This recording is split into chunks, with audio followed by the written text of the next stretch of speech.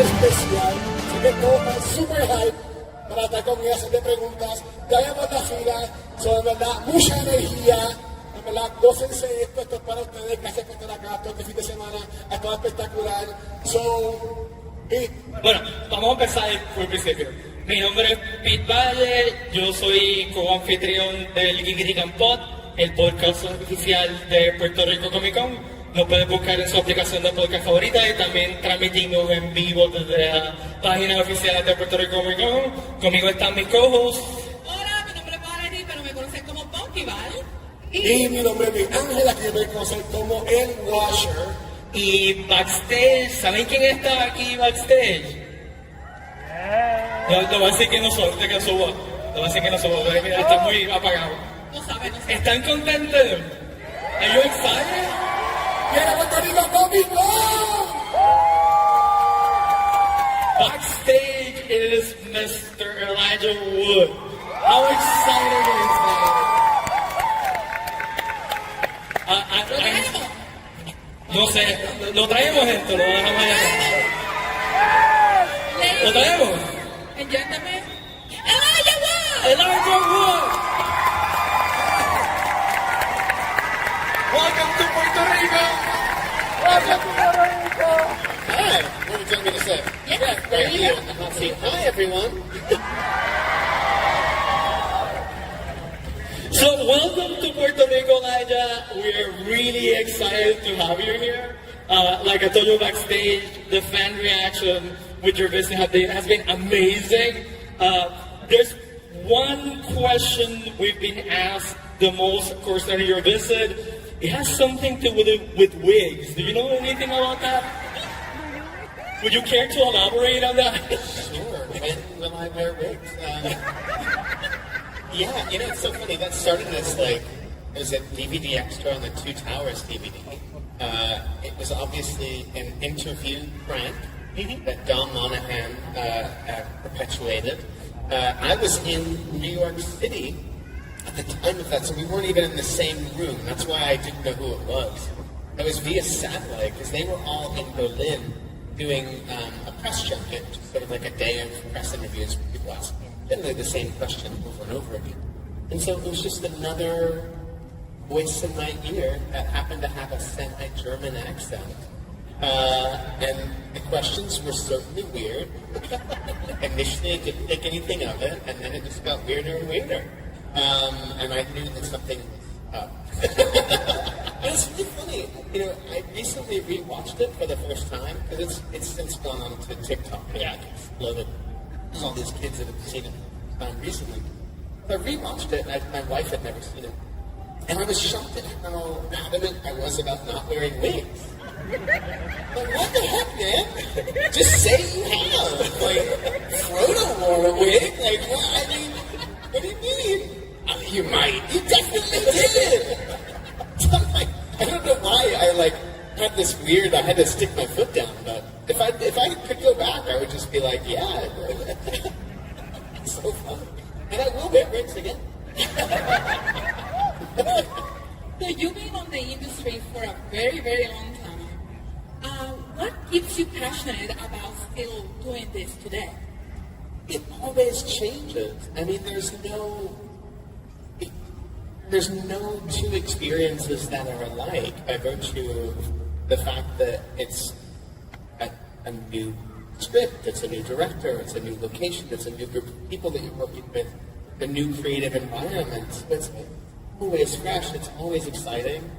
There's always something to be learned from it and taken away from the experience. I feel like I'm still kept on my toes and challenged, and you know, it's never stale. it's never boring. It's always interesting, and I'm just grateful to still be able to do it. You know. And throughout your career, you've had a number of different roles, right? You're working constantly, but I think most people remember you from Lord of the Rings, obviously, right? And where you... It looms large. Yeah, I mean, it's such an iconic character, and you played it so beautifully. What does Frodo mean to you now, 20 years later, Is this still like a big part of you, who you are, or your memories? Yeah, I mean, you know, when I think about Lord of the Rings now, it's so interesting, right? Because we spent the better part of 4 years making those films. So for me, the kind of collective experience of having made it is what is imprinted on me and on my soul and kind of my life. And the way that enriched my life in terms of my connection to New Zealand, the friends that I made, the friends that I continue to have. So like that stuff is sort of what has had a lasting impression and will be with me forever, you know. And then there's the movies coming out and being embraced the way that they were when they were released, and then subsequently they've grown in terms of their regard, in terms of pop culture, and the way that they're considered this sort of great classic trilogy, because now it's 20 fucking years later. What the fuck? So crazy. So, you know, it's like, yeah, it's forever there. It'll be probably the thing that I'll be recognized for the most in my life, no matter what I do. Yeah. And I'm grateful for that. I'm so grateful for that, because it's also representative of movies that I love, movies that are so meaningful to all of you. You know, I think one of the most special aspects of having been a part of Lord of the Rings is, by extension of meeting all of you, we get to hear your personal stories, ways that these films have impacted your lives. So we hear constantly stories of, you know, people who have had difficult times in their lives, who have relied on the films and it's helped them through a difficult patch, or, you know, families that watch them every year as tradition, you know, husband and wife who met each other because of their connection to Lord of the Rings. Constant stories of love and connection, and we get to be a part of that, and that's really beautiful. That's awesome.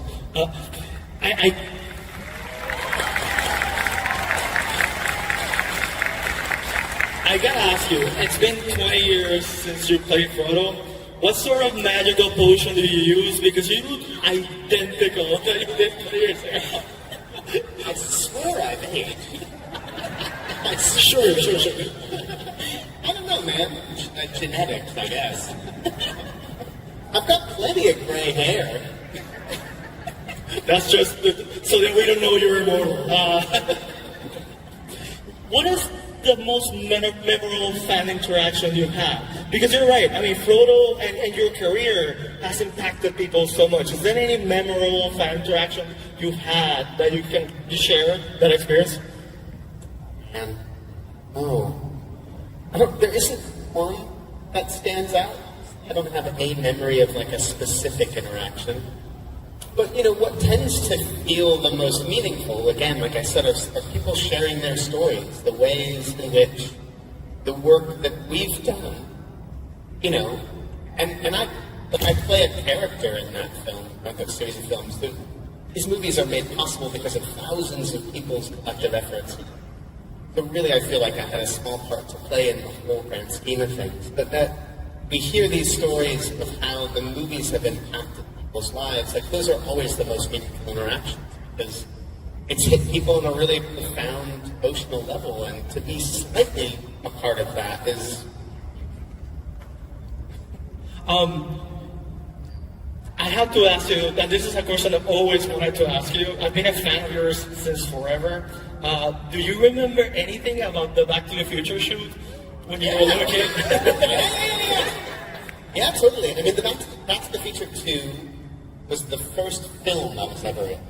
Up until that point, I'd done commercials, I'd done a Paula Abdul music video, but I'd never been in a movie. So I had this tiny little part in the Cafe 80s, you know.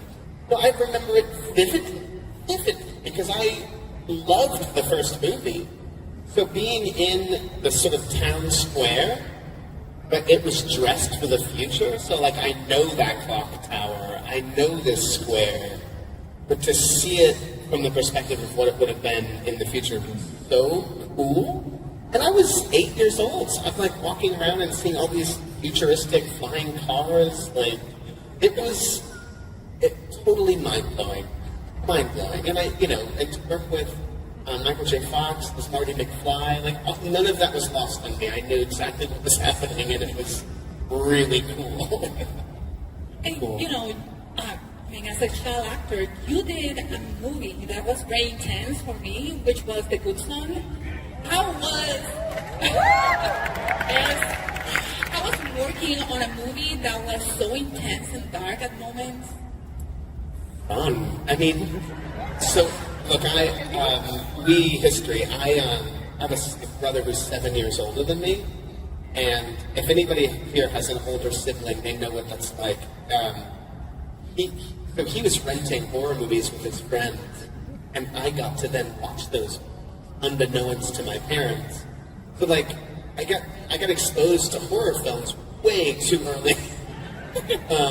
Because of my older brother, which was so cool. He also exposed me to music and amazing things. So I was already kind of a genre fan and liked horror movies. So to get that script and see this sort of really interesting take on like the bad seed, which is sort of essentially what it is, was awesome and thrilling. I had never read a script or been given an opportunity as a young actor to work on anything that was that dark. So I was thrilled. It was scary. It was kind of fucked up. But you know, the bad kid dies in the end. It's gnarly, and I loved it. And the opportunity to work with Macaulay was rad. I was a fan, you know. Like, I'll never forget. I'd seen Uncle Buck, but I'll never forget Home Alone. Like when that movie came out, it was it's still such an important movie in our household. So to get a chance to work with him was really exciting. Fun. Do you think that also helped you to stay, like you, I know you love horror and you're producing. Yeah. That helped you in, you know, now? Working on that movie? Yeah. I mean, I don't know if that movie specifically helped me, but it certainly continued to pave a path, I guess. Because then I worked on the faculty when I was... Faculty's so good. Robert Rodriguez is amazing. It's such a treat to work on that movie. I was such a fan of his. But yeah, I mean, all of them kind of are like breadcrumbs, I suppose. But when I ultimately decided I wanted to produce and be involved in making something, I was fairly active. The idea of horror and genre was just such an exciting thing. Specifically, the kind of horror and genre at the time, this is like over 10 years ago, that wasn't really being made widely, where sort of genre elements were taken seriously. It wasn't just for exploitation purposes. To tell really interesting, compelling stories that happen to be. As an actor, you played both heroes and villains. Which would you prefer, or which is more fun for you? I mean, I guess villains are fun, right? Heaven and Sin was really fun. Playing Frank and Maniac was also really fun. Particularly, that was such an interesting approach, you know? So much of that movie is, cool. So much of that movie is in POV. Yeah, I don't know. Hello? It's fine. So, yeah, I think all characters are interesting. I think I'm always looking for characters. Can you not hear me? How's that? Better. Alright, let me set that up. I think all characters are interesting. I think I'm always looking for characters that are unique and have something about them that isn't, I don't know, that sort of allows you to grasp onto something. And that can be a villain or someone that's not, but looking for some kind of unique characteristic, I guess. Is there a role that you almost got, but you didn't, or for some reason you couldn't get, and you think about which roles? Well, there's so many. There's so many.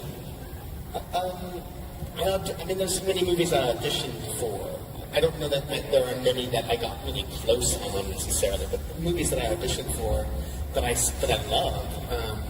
Like I auditioned for Rushmore, and the thing about that, I'll never forget that, because at that point, Wes Anderson had only made one movie. He made this movie called Bottle Rocket. If no one's seen Bottle Rocket, I'd highly recommend you see it. It's great, and it's so different from what has sort of been solidified as his aesthetic since. He hadn't quite established that look. It was if you saw it, you wouldn't necessarily know it was a Wes Anderson movie. It's great. So the fun for me was getting to meet him. And I remember going to his office. He had an office at Sony, and I sat at his, in his office, and I was like, man, I'm just such a huge fan of Bottle Rocket. So I obviously didn't get the movie, and it didn't matter because, I love that movie, and I love Jason Schwartzman's incredible. But yeah, I auditioned for Moulin Rouge. Yeah, hilarious. Which role? It would have been. It would have been the. What's his name? No. Ewan McGregor. It was the Ewan McGregor. It would have been. Oh. Hello. Yeah, it would have been the Ewan McGregor role, I think. Which obviously I was quite a bit younger.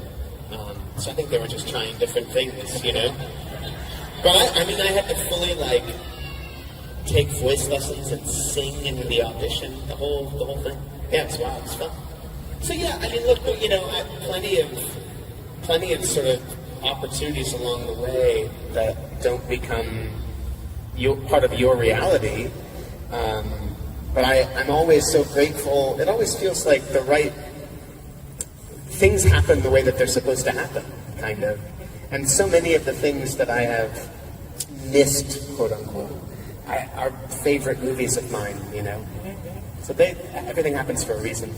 You didn't miss on Frodo, and you were perfect for that. So we're grateful for that you were Frodo. We're gonna take, if it's okay with you, we're gonna question from the audience. So go ahead. Okay. Hey, how was your experience portraying Word from Over the Garden Wall? I have such a fondness for Word. I love him. I got to revisit that character recently because they did that Aardman animated short in celebration of the 10-year anniversary, which was just a delight to sort of be him again for a second. The making of that was really special. It was, Patrick McHale created it, and it was his vision. He directed the whole thing. He was a delight to work with. The animation style is so special. Those characters and the connection between the two brothers is really special. We had a lot of fun, and it's funny because it all started as a short, which you can see online. The Tome of the Unknown was sort of the genesis of the whole thing, and then he wrote a mini-series beyond that, and then it became what it became.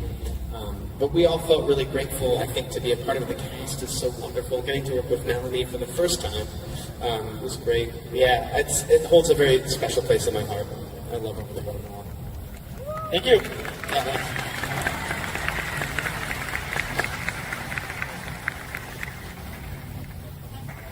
Hi. I know filming must have been really challenging due to the size difference of the characters.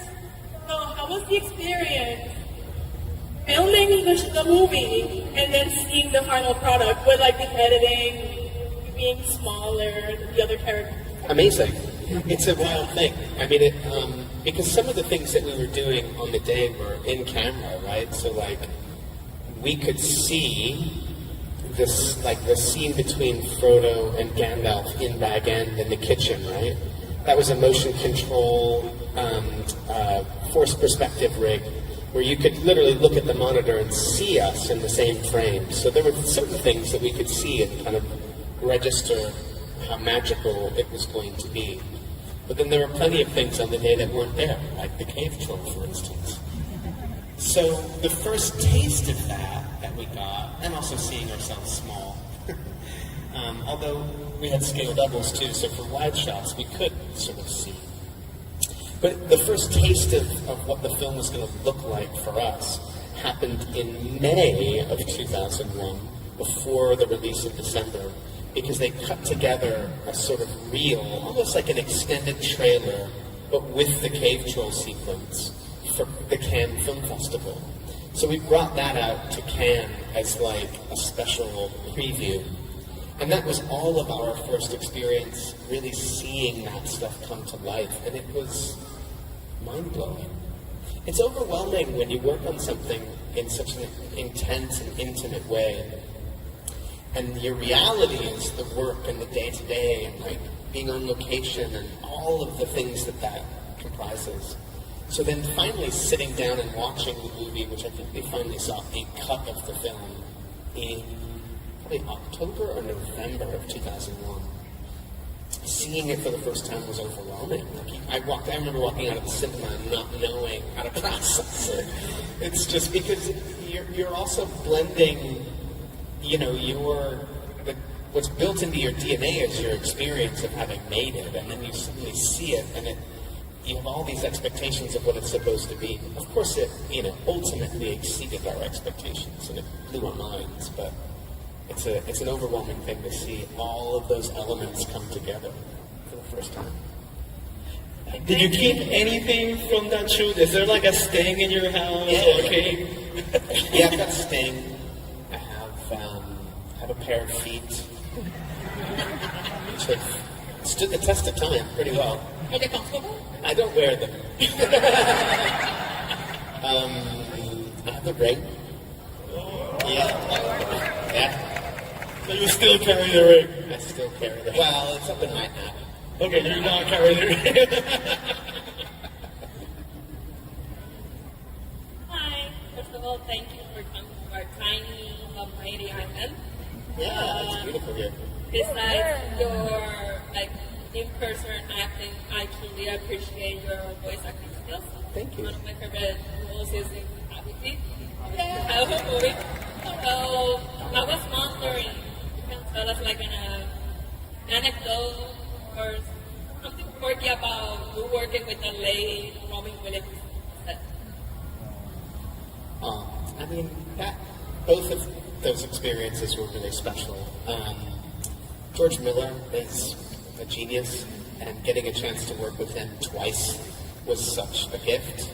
The second film, what was really special about the second was that the thing about voiceover is that for the most part, you can record anywhere, and it also means that invariably they're not always going to link up actors' schedules to be in the room at the same time.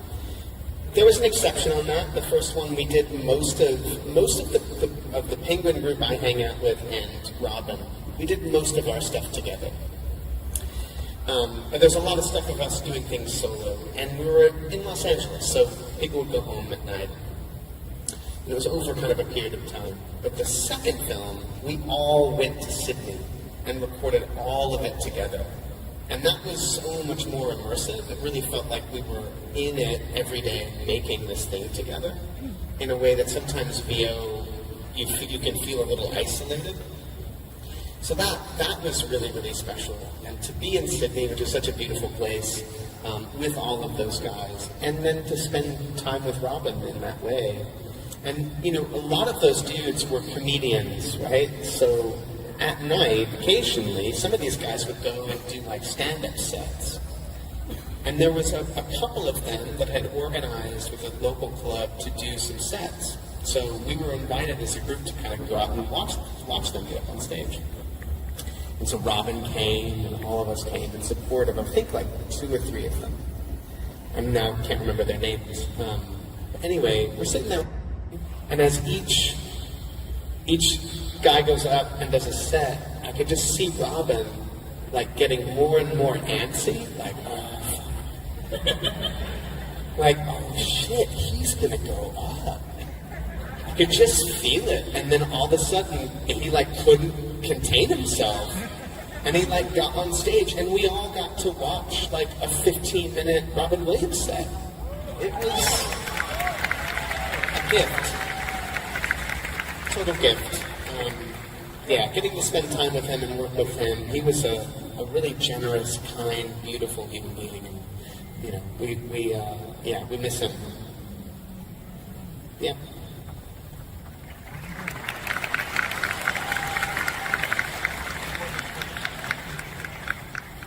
Hello. Hello.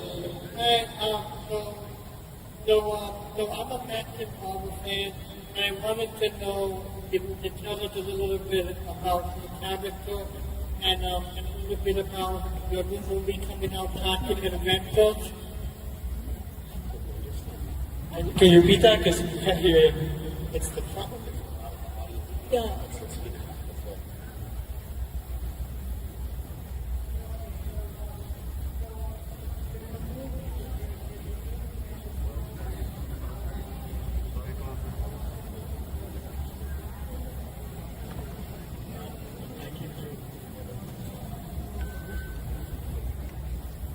So you did a movie, was a horror movie coming out in August.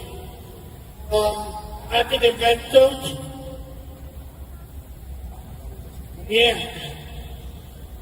We can't get. The problem is that the speakers are going that way, so it's actually quite difficult to hear. Yeah, if you want to come up, I'm so sorry. It's like listening to the movie Toxic Adventure.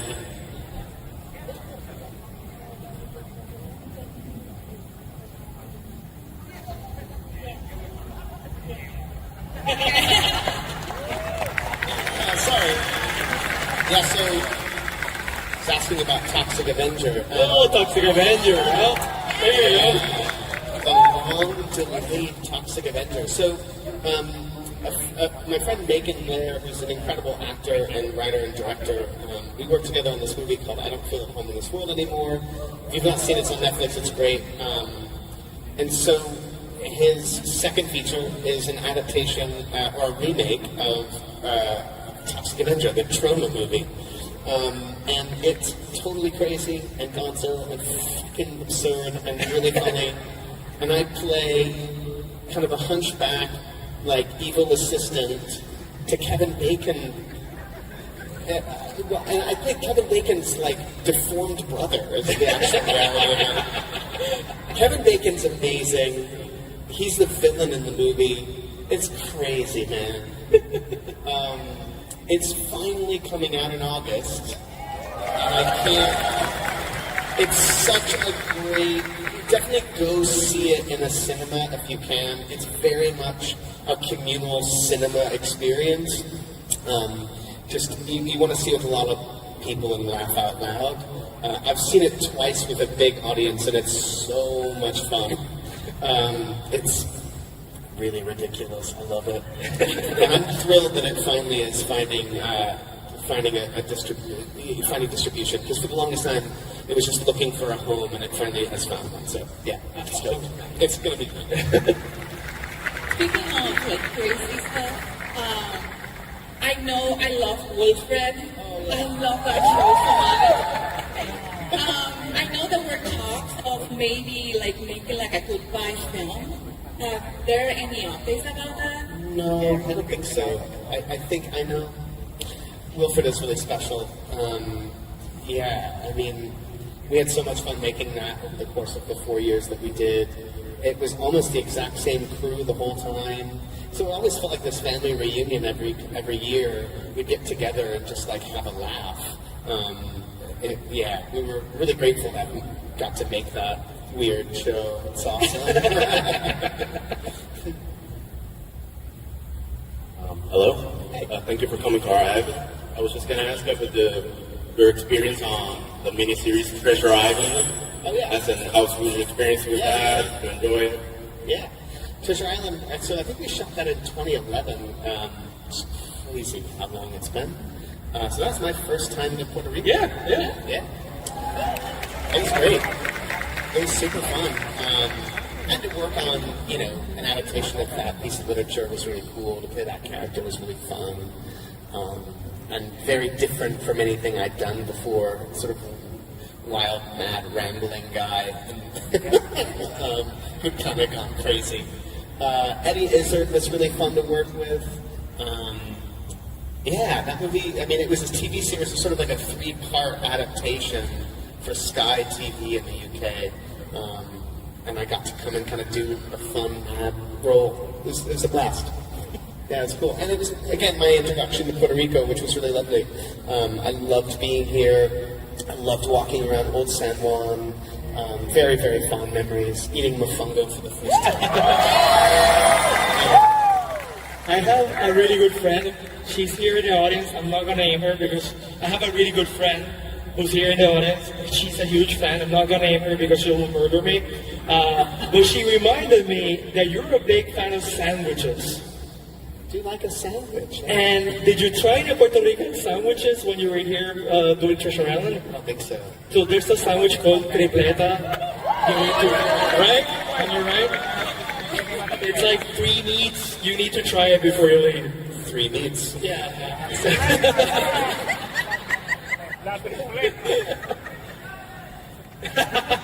Did you say the content? More meat. More meat. Hello. Hi, my name is Peter. So weird. So I love your roles in horror, and Gecko is so weird.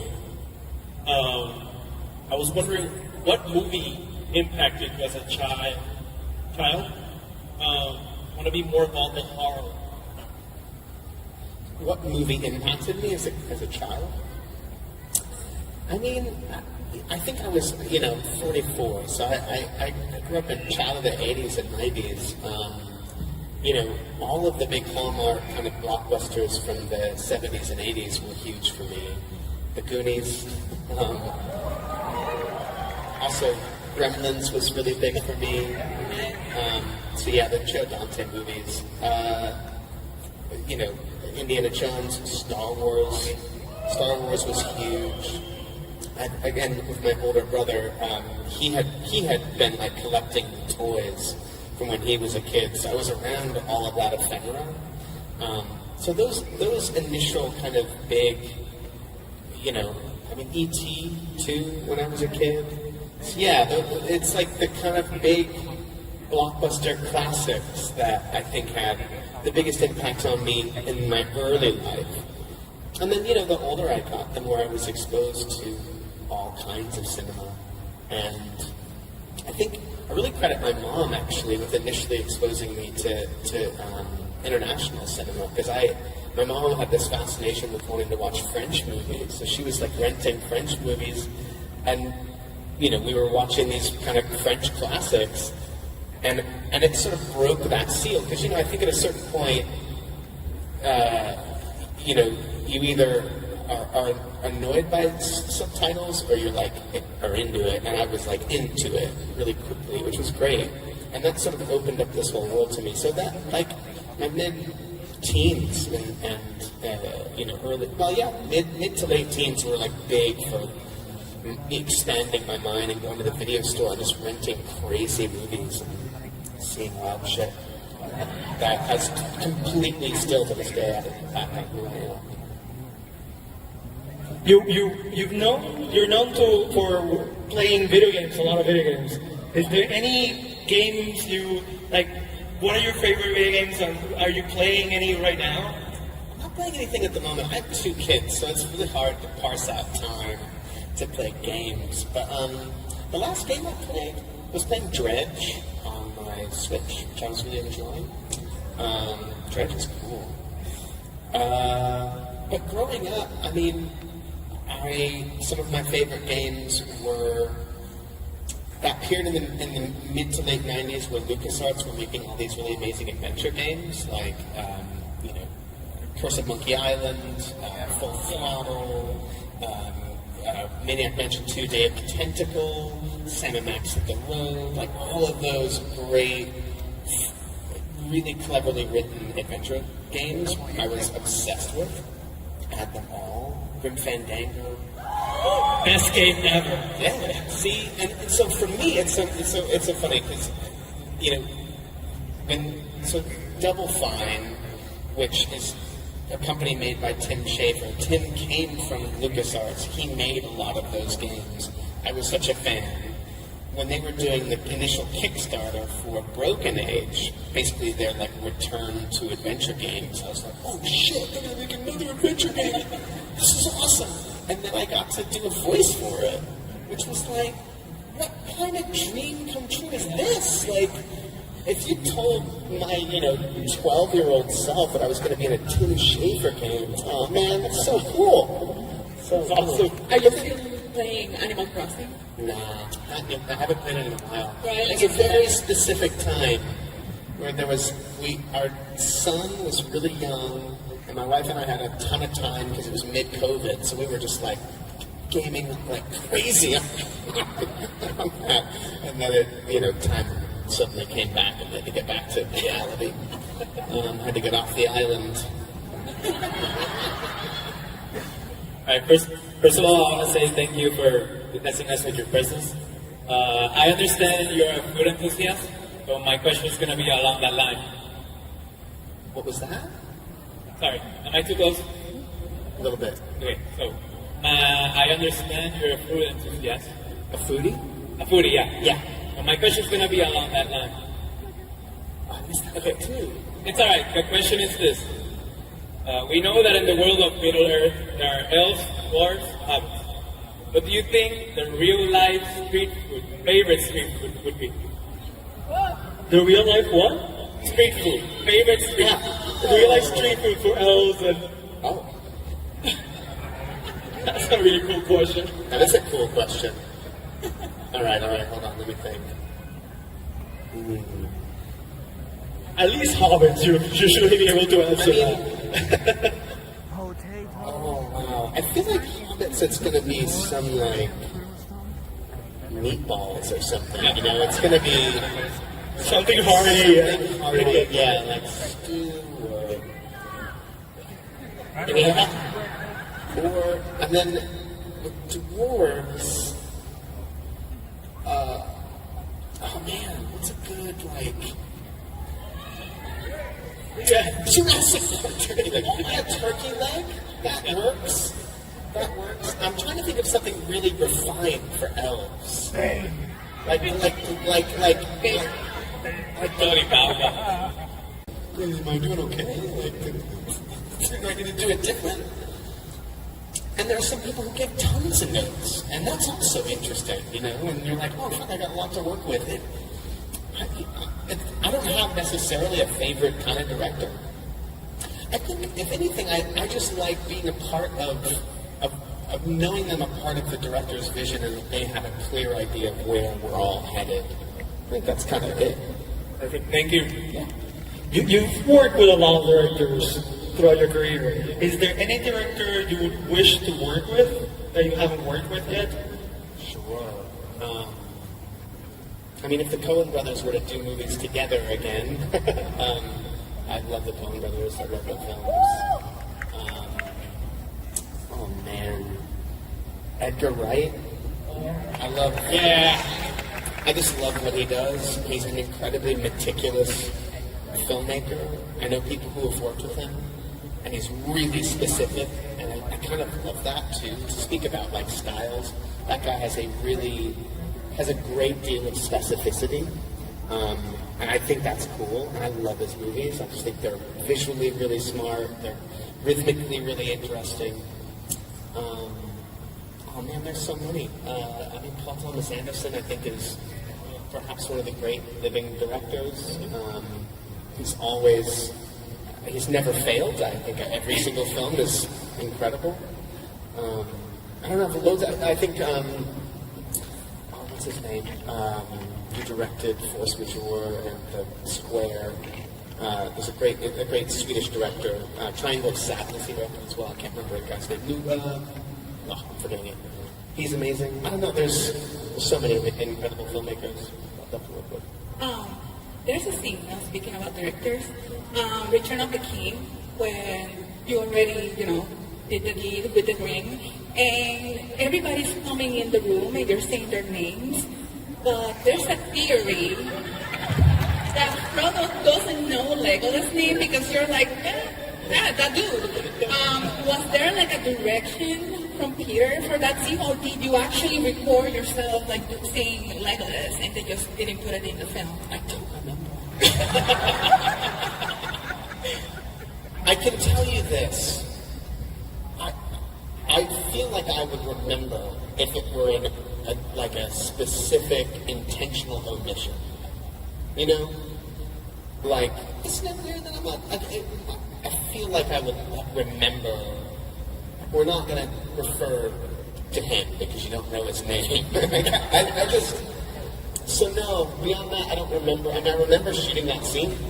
I remember everybody coming in. I remember Legolas being there.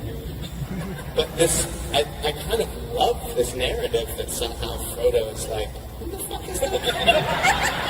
I think it's kind of great.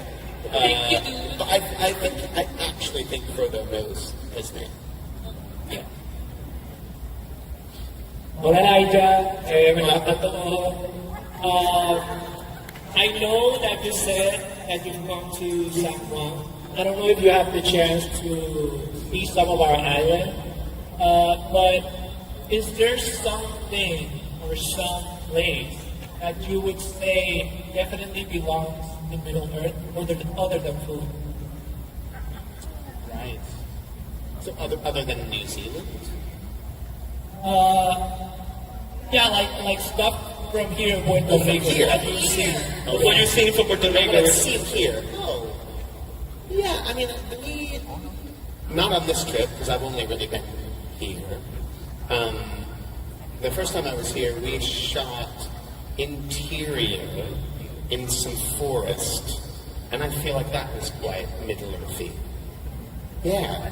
Was it the rainforest? It may have been. It may have been. Yeah. Thank you. Yeah.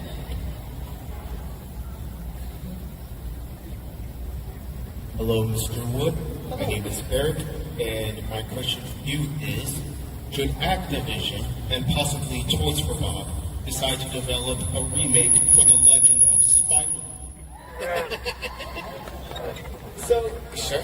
I mean, the thing is would you consider reprising your role as the titular character? Yeah, sure. Yeah. It's really interesting. It's only been in the last couple of years at attending conventions and meeting y'all that I had any sense of the impact that those games had. I had no idea. I mean, I kept doing the voice. I never played the game. Truth be told, I know. I need to revisit it, clearly. But they really mean something to people, which is amazing. I really didn't understand the impact. So yeah, I mean, if Activision, they were to maybe make a movie or something, yeah. Thank you. It'd be awesome. One of the reasons I think we all adore you is that we feel that you're one of us. Like you are, a fellow geek, a fellow nerd. I know. That's why we love you, right? And I have to ask you, have you ever gone to a convention like incognito cosplay so people don't recognize you? Yeah. At San Diego Comic-Con one year, I bought a Mike Myers mask, and I just walked around with that. Because I had friends that I wanted to see in various booths, like, at the time, do you know Mondo? They make amazing movie posters. So at the time, when Mondo was not owned by Funko, they had a booth there. So I'm friends with all those guys. And subsequently, my company and I have re-platformed all of the original Mondo people under a new company called Mutant. If nobody knows, check it out. They're amazing. But anyways, I wanted to visit those guys, and there were other booths that I wanted to see. And I just wanted to be on the floor because the floor is cool and there's so much stuff to see. So I got a mask. And I walked around, and I ended up running into Guillermo del Toro because Guillermo had a booth for Crimson Peak. It was really special with some props and stuff from the film. And I was looking at the props, and there was this guy in a mask, and I can't even remember what his mask was. And I was like, "Hey, is that?" And it was Guillermo, and he was wearing a mask too. And he was like, "Dude, what are you doing?" It's like, "It's me." He caught up for a second and put a mask back on. It's pretty funny. That's awesome. So funny. Okay. Thank you for being here. I think we all feel closer to Middle Earth, thanks to you. Oh, thanks. The echo is crazy, I'm so sorry. So my question is, talking about food, and also you are kind of a game of music. Yeah. Is there any food or musician, music from Puerto Rico that you're actually obsessing or interested right now? I don't know it well, is the thing. I don't know Puerto Rico. We will send you stuff. Yeah. I need to be educated. I need to be educated. So you did try mofongo, right? I did try mofongo, yes. Mofongo's delicious. Thank you. Yeah, thank you. So, we know you have your production companies, Activation. Yeah. And there are some exciting projects coming up. Could you tell us a little bit about Rabbit Trap? Yeah. Rabbit Trap is this really wonderful sort of folk horror film that was premiered at Sundance, this last Sundance Film Festival, starring Rose McEwen and Dev Patel. Dev Patel is so amazing. And it's set in the 1970s in the Welsh countryside, as Rose's character is an electronic musician, and Dev plays her husband, who's a field reportist, and they kind of happen upon some thing that they're not supposed to, record something they're not supposed to, kind of like in the old fairy tradition. And it starts to infiltrate their lives sort of through this young boy who may or may not be of this world. It's really special. Sound design is amazing. It's such a sonic picture. It has this really wonderful, rich sort of underbelly of kind of folk horror history. I love folk horror films. I think they're so interesting. The Wicker Man is one of my favorite films of all time. So it's sort of in that tradition, and it will hopefully come out sometime later this year, if not early next year. Yeah. Yeah.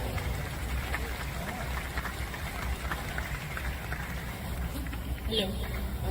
I collect quotes and ideas in a commonplace book for inspiration. Is there a line from a film or a show you've worked on, or just a piece of advice you've received that you find meaningful or inspiring? Sure. I pulled this quote off of a Radiohead website from like the 90s or early 2000s. I think it's from Siddhartha. I could be wrong. But the quote is essentially, and I might get it wrong, but there's nothing noble in being superior to your fellow man. True nobility is being superior to your former self. And I just love that. It's like, it's self-betterment. It's recognizing that you are an evolving thing, and our goals are not to be better than other people, but rather be the best person we can be. I like that. It's awesome. Thank you.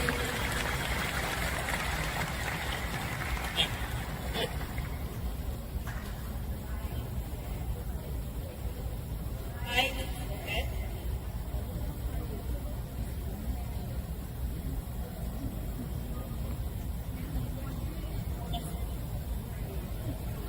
We can hear you.